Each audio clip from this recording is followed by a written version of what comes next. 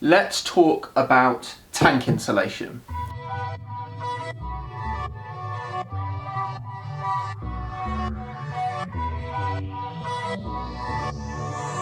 So it's finally come time to fit these tanks.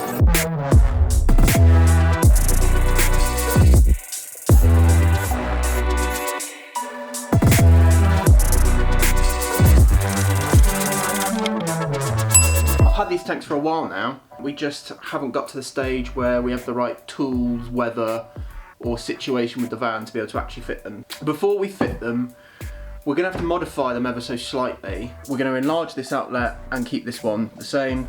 This will be the drain out, this will be the entry. The tank is upside down. Got a marine access hatch. It's a double seal. If we move over to the clean tank, generally speaking it's the same. However, you have a few more additions on this side. This here, we've got installed a self-regulating thermostatic heat element. Now this isn't to heat the water, this is going to be a cold feed. This is not going to be a hot water tank. But what this does, if we go to colder climates like Turkey, this is going to keep the water at 5 degrees. This isn't going to be able to heat the entire tank and keep the entire tank from freezing. You would need a lot more than that. But what it's going to do is it's going to trigger, as soon as the thermostat reaches 5 degrees, it's going to turn on and it's going to bring it up to, I believe, around about 10 degrees. That will be self-regulating, so I won't have it on all the time, but if we believe that we're in a colder environment where we need to keep an eye on tanks freezing, etc., then it's just going to keep that going. A lot of people say, well, it's going to do nothing, it's not going to protect your whole tank. I realise that. I may be an idiot, but I'm not stupid. I'd rather have this element closest to the supply pipe feed as possible, so it generally keeps that area warm and prevents freezing as much. It's better than nothing. I'd rather have it than not have it.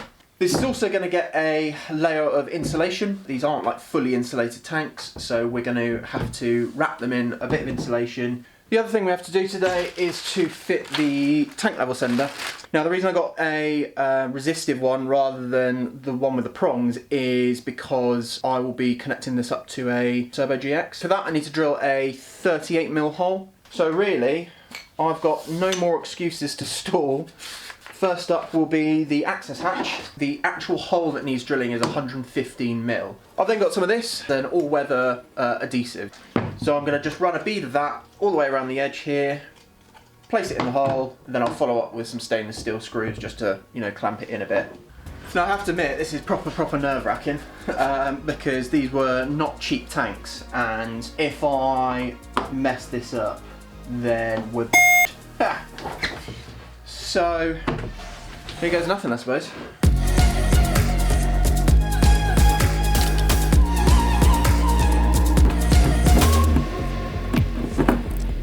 Woo. That's the heating element down there.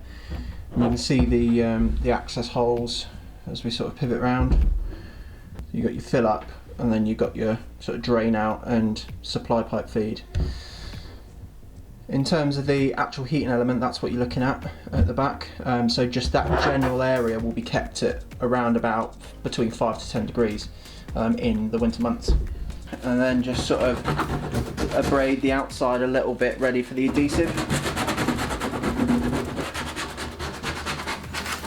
All that's left is to fit this. It should be straight fit, which it is. You can see how this kind of bows up ever so slightly. So what I do need is those screws. But otherwise, that's worked really well. And then the hatch just sits in there like that. This is a resistive tank level sender. So the way this works is rather than having the prongs that creates an arc through the water, as the water rises, it creates that current arc between the two and it indicates, you know, how high the water is. Whereas this has a float. As this float travels up the bar, it indicates how much water is in there.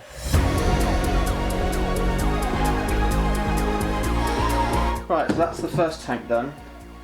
Time to do the second one.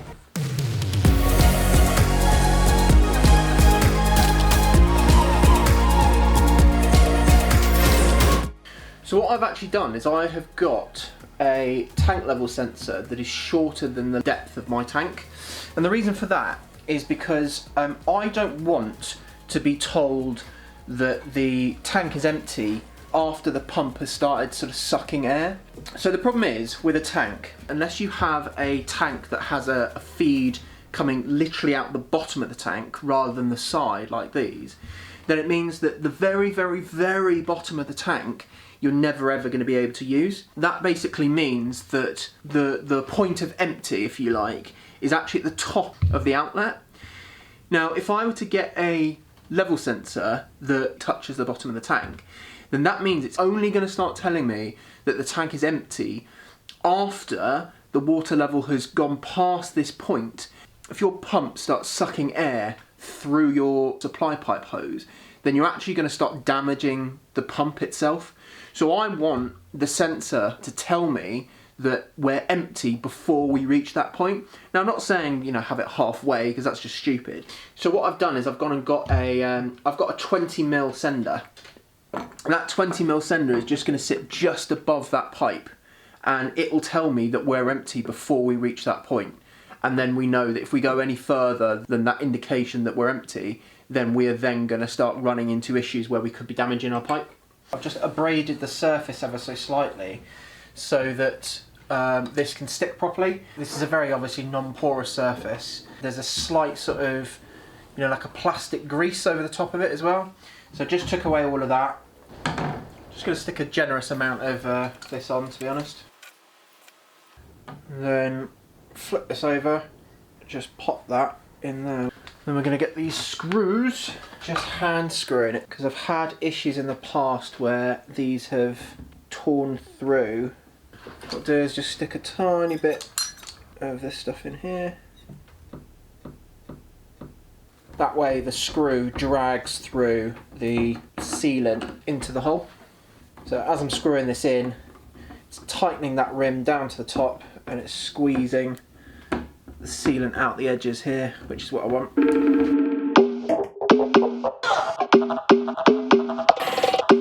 Yeah, I'm happy with that. So the next thing to do is to take this bit off, it's far, far, far too small, and replace it with this, which is obviously significantly bigger. So all I'm going to do is I'm going to take this bit off with, I've just got a junior hacksaw, and then I've made a jig where I can stick that over the top. I'm going to tape it down, we'll be good to go. So take that out and replace it with this spanking new part. So go in there.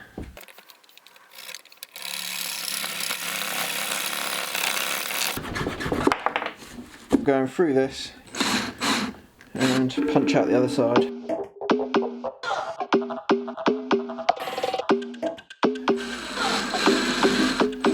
Take this off.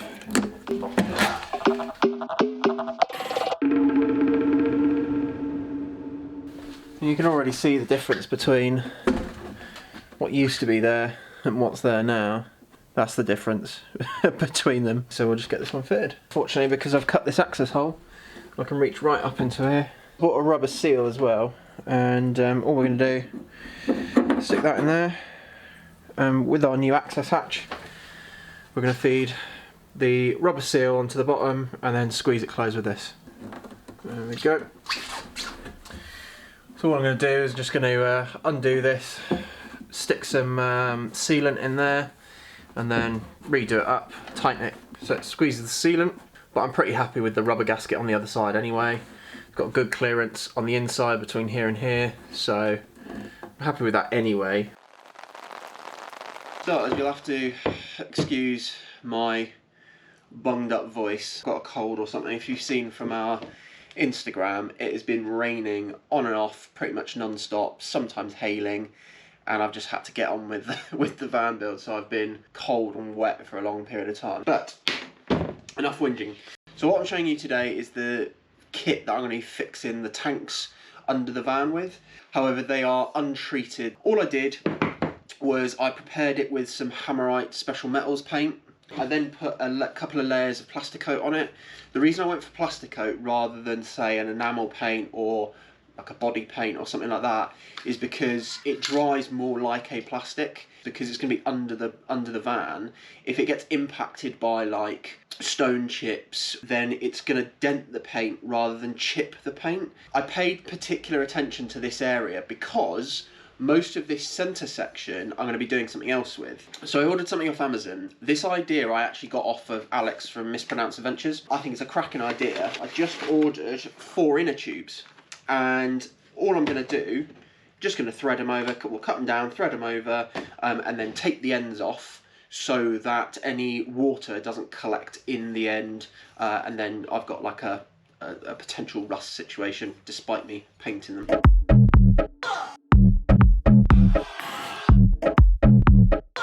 Et voila, one prepared angle. Now I've got to do that 3 more times. One of the other things you'll notice about the tank here, this heating element, if I use these spade connectors, all of this is going to be exposed to the elements, the salt on the road, water, dirt, grime, all that sort of stuff. I was trying to come up with a solution of this, and I managed to come up with something. So the thread diameter of this is the same as a household tap. What I did, I've modified this slightly. And what this is, it's basically a push fit adapter for drinking water machines and stuff like that. All I did was I cut the end off. I can put a bit of PTFE tape in here, thread that on the end. So my idea is that the wires are going to come out of here, and you're not actually going to see this hole because I'm going to have some heat shrink. I've got some really large diameter heat shrink. I will heat shrink to the outside of here, and then what I'll have is a removable waterproof plug. The other good news is that the tanks have been set in overnight and the adhesive sealant is well and truly set. So that means that we can get these mounted literally whenever.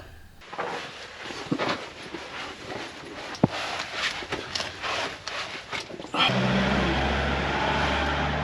have to admit I feel very vulnerable under here when I'm doing this all on the side of the road. I'm in danger! Yeah, we are going to drop this wheel carrier because it's no use to us. To loosen this, it seems quite simple. It seems like you just undo these bolts. Obviously I'll drop the tyre, otherwise it's going to be very, very, very heavy. But before I do that, I'm just going to spray these with some WD-40 just to loosen them up.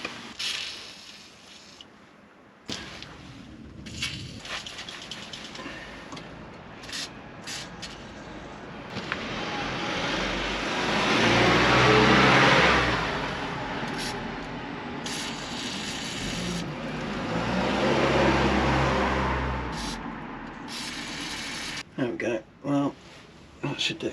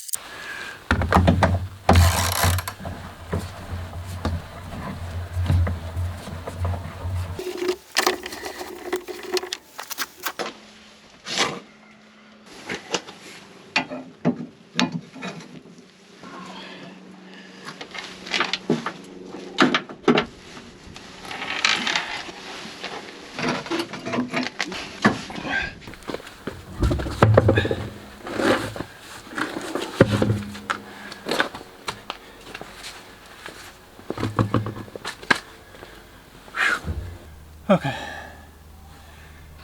stage 1 complete.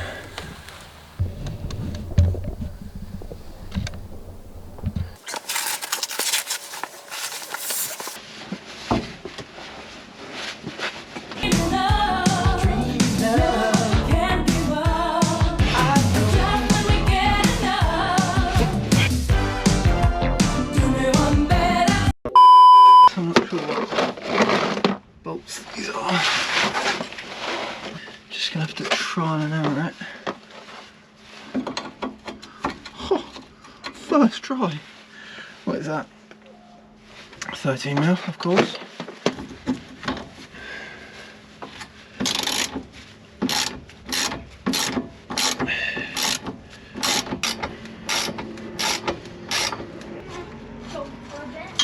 Ugh.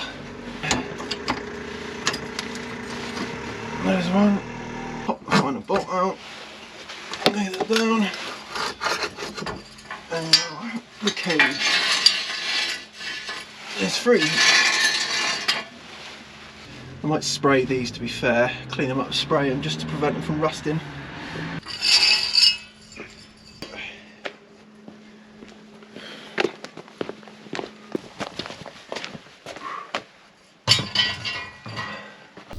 So there and there were the brackets, and it just went along there, but there's so much more space under there.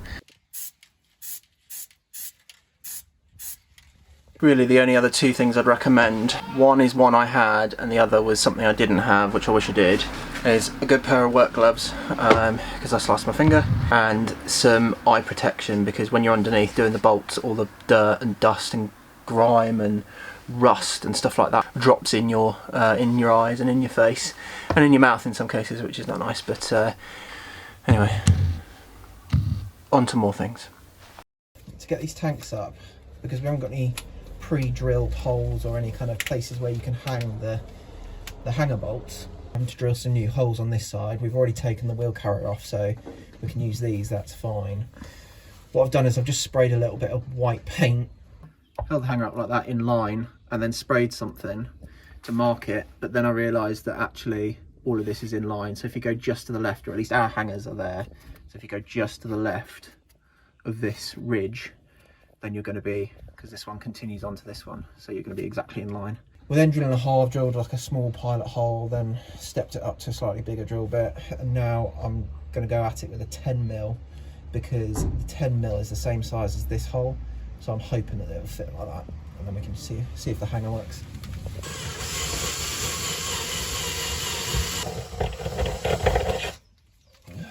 See if the bolt fits, and perfect. So it's got enough of a lip so that the hanger actually sits on something like that, but not enough of a lip that you can't angle the bolt to get it over. So it works absolutely perfectly, and it's perfectly in line with this as well. So the hanger, the actual hanger itself is going to be straight. It's going to sit straight. The waste tank's going here, and we've already put the waste tank up, eyed it up to make sure that it doesn't foul with the exhaust, and that it's not so close to the exhaust that it might melt it. We're going to mount the hangers on this strut and this strut here. So we've already got two holes to hang, one there and one on the opposing side just there, so they can go there, but I need to drill two fresh holes literally on the opposite side of this beam, so one here and one up here, on the inside of these two beams. Then the hangers will come down and the tank comes just past these two beams. So a tip is, so you know where to drill to be able to get your hanger on, if you put the hanger on an angle that it would be able to slot into the hole if it was there, and then just mark this protective coating, because you're going to drill it out anyway, so it doesn't matter that you're marking it. Just scratch it slightly with the hanger, and then that way you know where the hole's going to be.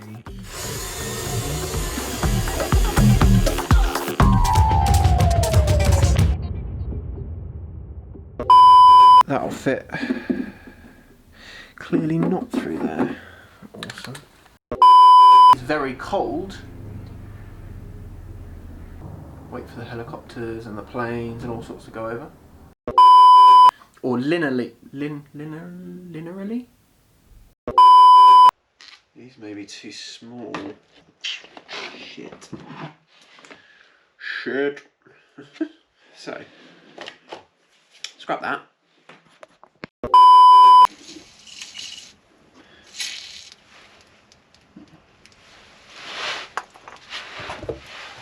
Just sprayed the camera, awesome. Let's talk about tank insulation.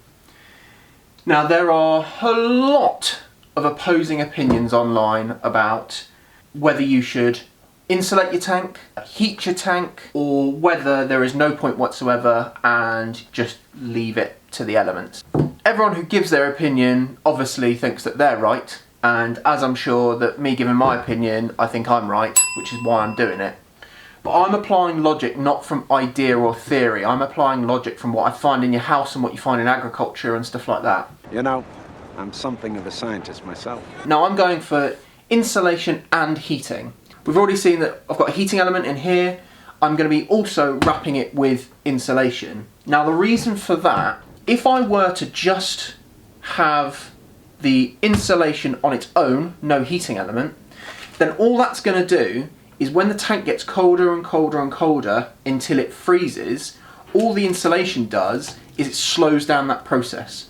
It won't freeze as quickly, but adversely it means that when the outside temperature warms up to the point where it would normally thaw out your tank, it means that this insulation is going to keep this colder for longer, a bit like a freezer. For the same reason that it's harder for the cold to penetrate through the insulation, cool down the water, it will be harder for the warmth to then start thawing out the tank. If we look at just the heating element on its own, no insulation whatsoever, water in the tank is going to cool down at its normal rate, the cold is going to breach the wall of the tank, it's going to cool down the water, and then the heating element is going to kick in. If it senses that the water is at 5 degrees, then it turns on, it brings it up to 10 degrees, and then it turns off. Now the problem with that, of just having that heating element and no insulation, is that that's going to be working really hard. It's going to be constantly trying to battle keeping the water from freezing. Now the likelihood is that other than the small area of water around the heating element, the cold is going to win in a very cold environment and the water will freeze. This is where the idea of having the insulation and the heating element comes in. If you look at any domestic hot tanks, some agricultural tanks, pretty much all domestic hot tanks have immersion heaters in them as well. This works similarly to an immersion heater. It doesn't go up to the same degrees, but it's the same principle. Now the hot tank in your house has a very, very, very thick wall. What I'll try and do is overlay a picture of a hot tank like cut in half, and you'll see how thick that tank is. That's why when you heat your hot water tank to maximum, and then don't use any hot water at all, that hot water will last in that tank unheated for like a couple of days. This insulation is very thin, so it's not going to be able to keep it warm for a couple of days, especially when your hot tank is normally inside your house, and this is going to be outside, exposed to the elements under the van. But it's still going to provide the same logic. So I'm going to wrap this in insulation. It's going to prevent the cold from penetrating as quickly and cooling down the water as quickly.